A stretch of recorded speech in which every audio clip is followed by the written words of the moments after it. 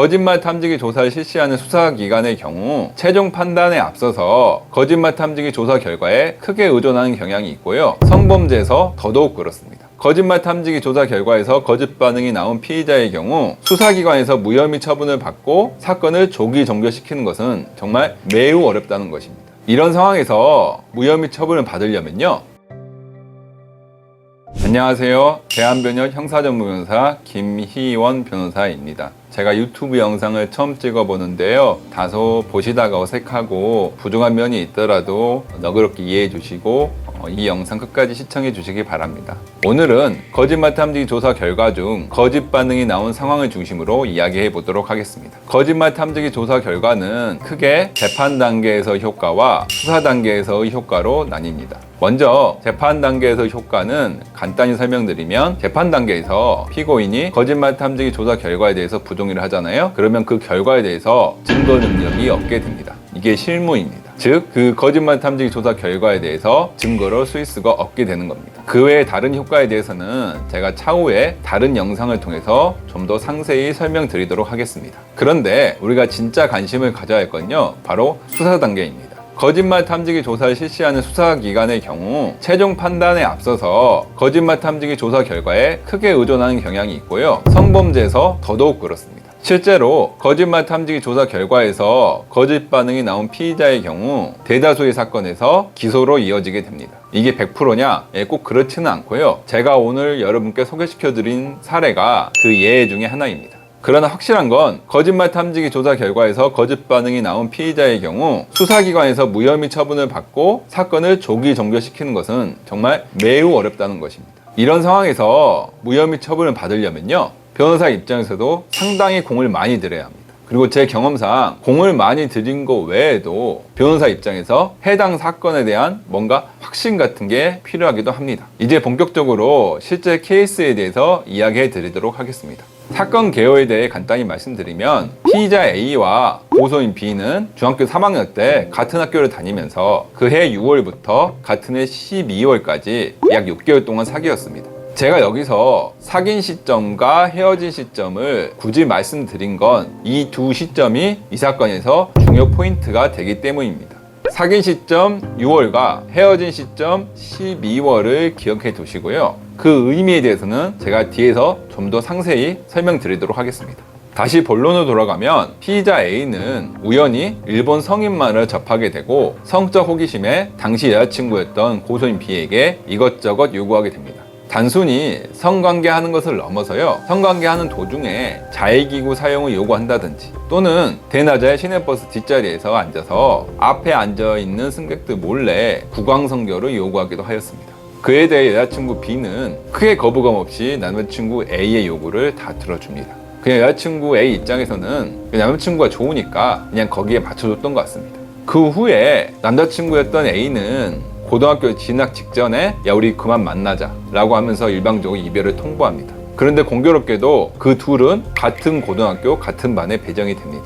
아무래도 같은 반이었어도 헤어진 사이였으니까 대화는 거의 이루어지지 않은 상태에서 서로 대면대면한 사이가 계속 이어지게 됩니다. 그런데 헤어지고 나서 약 2년 뒤인 고등학교 2학년 10월경에 고소인 B가 피의자 A가 자신을 성폭행하였다고 경찰서에 고소를 합니다. 이때 고소장에 적시된 범죄들이 어마무시한데요. 아청법 위반, 강간, 유사성행위, 즉 유사강간, 강제추행, 성착취물 제작 등이었습니다. 여러분도 보시다시피 그 법정형이 매우 무겁습니다.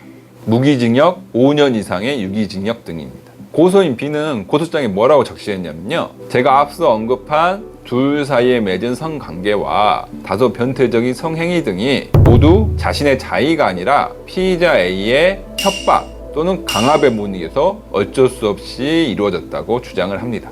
한편 당시 경찰 수사관은 성 경험도 없던 여중생인 고소인 B가 단순히 성관계한 것을 넘어서 다소 이해할 수 없는 변태적 성행위까지 모두 자의로 이루어졌다는 걸 쉽게 믿지 않았습니다. 거기에 더해서 고소인 B의 주장도 상당히 구체적이었거든요. 그래서 이 두 가지 논거를 들어 피의자 A가 유죄라고 생각을 합니다. 그런데 저는 고소장의 내용, 그리고 제가 경찰 조사 참여 과정에서 알게 된 고소인 B의 진술 내용을 분석해 보니까요, 이게 얼핏 보면 뭔가 그럴듯하고 구체적이면서도 디테일하게 들어가면 상당히 허점이 많았습니다. 모순적이었고 말이 왔다 갔다 하며 일관성이 없었습니다. 아, 고소인이 이 사건을 허위로 꾸미고 있구나 라고 판단하였습니다. 이런 상황에서 경찰 수사관은 저희 쪽에 거짓말 탐지기 조사에 응할 것인지 물어봅니다. 그에 대해 저는 저희 의뢰인이었던 피의자 A에게 변호 의견서 등을 통해서 충분히 고소인 B의 진술의 모순점을 상당히 드러냈으니까 거짓말 탐지기 조사에 응하는 것을 좀 더 신중히 생각하라고 조언을 합니다. 만약 거짓말 탐지기 조사에 응하더라도 혼자 하지 말고 고소인 B와 동시에 하라고 조언을 합니다.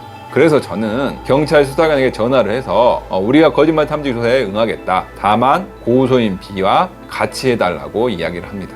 그런데 고소인 B는 이에 대해 이런지하에 거절을 합니다. 저는 피의자 A에게 우리는 이제 거짓말 탐지기 조사 제안에 대해서 거절한 명분을 충분히 얻었으니까 굳이 혼자서 거짓말 탐지기 조사에 응하지 말라고 조언을 하였습니다.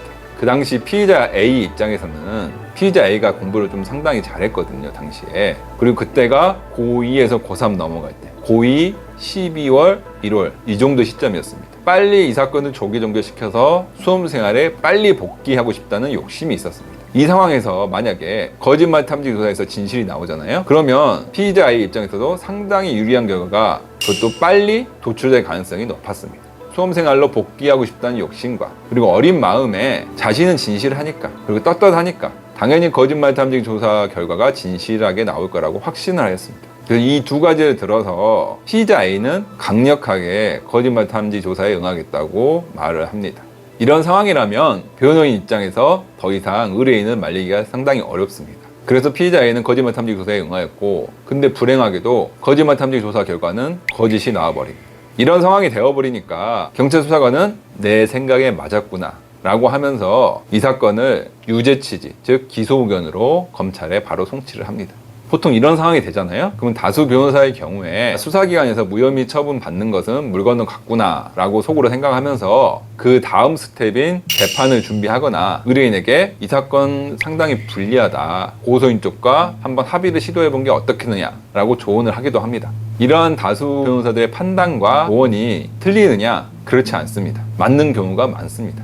그러나 제가 보기에 이 사건은 달랐습니다. 저는 이 사건 초기부터 담당하며 진행하여 왔고요. 그 과정에서 고소인 B의 진술이 상당히 모순적이라는 걸 발견하였습니다. 이 사건을 허위로 고소했다고 판단하였습니다. 오히려 이번 거짓말 탐지 조사 결과가 오류일 가능성도 높다고 생각하였습니다.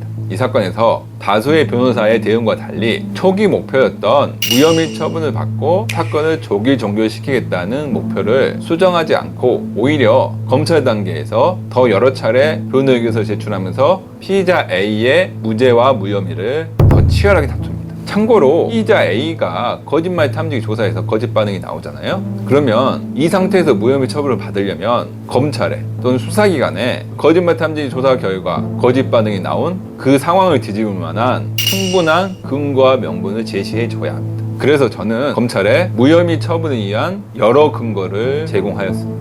오늘은 시간관계상 제가 제공한 근거 중 중요 근거 3가지만 소개시켜 드리도록 하겠습니다. 먼저 첫 번째 근거는 고소인 B의 첫 번째 피해 사실에 대한 진술의 모순점이었습니다. 첫 번째 피해 사실에 대하여 그해 8월 초경에 피의자 A와 100일 기념으로 눈카페에 갔는데 그곳에서 피의자 A가 갑자기 자신을 상대로 강제로 키스를 했다고 주장을 합니다. 근데 제가 앞에서 사귄 시점 6월을 기억해 두라고 말씀드렸죠. 사귄 시점 6월을 기준으로 해서 100일을 계산하잖아요. 그러면 8월 초가 아니라 아무리 빨라도 9월 중순 이후입니다. 첫 번째 피해 사실에 대해서 그냥 언제 8월 초경에 어디서 눈카페에서 피의자 A로부터 이런 피해를 당했습니다 라고 담담하게 진술하면 되는 문제였습니다. 고소인 B는 굳이 할 필요도 없는 100일 기념이란 말을 첨언을 합니다. 고소인 B가 이렇게 한 이유는 바로 고소인 B가 허위로 고소하고 허위로 진술하기 때문에 자기도 모르게 자기 말을 좀 더 그럴듯하게 꾸미고 싶은 욕심과 심리가 작용하였기 때문입니다. 저는 이런 점을 변호의 의견서에 지적을 하였고요. 그러니까 고소인 B가 뭐라고 하냐? 내가 착각을 했다. 100일 기념으로 간 곳은 눈카페가 아니라 노래방이었고 그곳에서 강제 키스가 아니라 강간을 당했으며 그 시점은 9월이라고 말을 번복을 합니다. 두 번째 근거는 둘 사이에 주고받은 문자 메시지 내용입니다. 고소인 B는 그해 8월부터 헤어지기 직전인 12월까지 총 8차례 이상 피의자 A로부터 성범죄를 당하였다고 주장을 하였습니다. 근데 이상하게도 그 둘 사이의 문자 메시지 내용을 보면 상당히 친밀하고 그 나이대 남자친구, 여자친구가 주고받은 전형적인 문자 메시지 내용이었어요. 근데 이러한 문자 메시지 내용이 한 차례가 아니라 사귀는 내내 지속이 됩니다. 제가 이런 점을 당연히 지적을 했고요. 고소인 B가 뭐라고 변명을 하냐? 나는 이렇게 보내기 싫었는데 피의자 A가 자신의 범죄를 숨기기 위해 고소인 B를 협박을 하여 이런 문자 메시지를 보내라고 하였다고 진술을 합니다. 어떤가요? 자기적이죠? 매우 자기적입니다. 저는 이 점을 지적했고 검사도 이와 유사하게 판단을 합니다. 세 번째 근거는 피의자 A가 증거인멸을 시도하였다는 고소인 B의 주장입니다. 고소인 B는 헤어지기 직전, 제가 앞에서 헤어진 시점 12월을 기억하라고 말씀드렸죠. 헤어지기 직전인 12월경에 피의자 A가 고소인 B의 휴대폰과 클라우드를 다 뒤져서 향후에 형사적으로 문제될 만한 고소인 B의 알몸 사진 등을 전부 찾아서 삭제했다고 주장을 합니다. 그런데 경찰 단계에서 고소인 B의 휴대폰을 포렌식을 하는데요. 그 포렌식 결과 생성일자가 그 다음에 1월달인 고소인 B의 알몸 사진들이 여러 장 발견이 됩니다. 그러니까 수사관이 물어봅니다. 이 알몸 사진들은 성범죄 피해의 결과물이라고 진술을 했는데 왜 생성일자가 사귀는 중간이 아니라 헤어지고 한 달 뒤인 그 다음에 1월경으로 생성일자가 되어 있느냐라고 묻습니다. 그러니까 고소인 B가 뭐라고 변명하냐? 헤어진 이후에 피의자 A가 자신을 해코지할까봐 무서워서 당시 클라우드에 보관 중이던 자신의 알몸 사진들을 잠시 휴대폰으로 다운로드 받았다고 변명을 합니다. 근데 이 변명이 매우 이상합니다. 앞에서 헤어지기 직전 12월경에 피의자 A가 고소인 B의 휴대폰과 클라우드를 다 뒤져서 알몸 사진을 다 지웠다고 주장을 했습니다. 이 주장은 제가 앞에서 언급한 변명과 정면으로 배치됩니다. 지워진 클라우드에서 어떻게 사진을 다운로드 받겠어요? 저는 이 점을 지적했고 검사도 무혐의 처분의 주요 근거로 사용합니다. 결국 저는 변호인으로서 이러한 고소인 B의 진술의 모순점을 종합적으로 분석 정리해서 변호 의견서에 담아서 검찰에 제출을 합니다.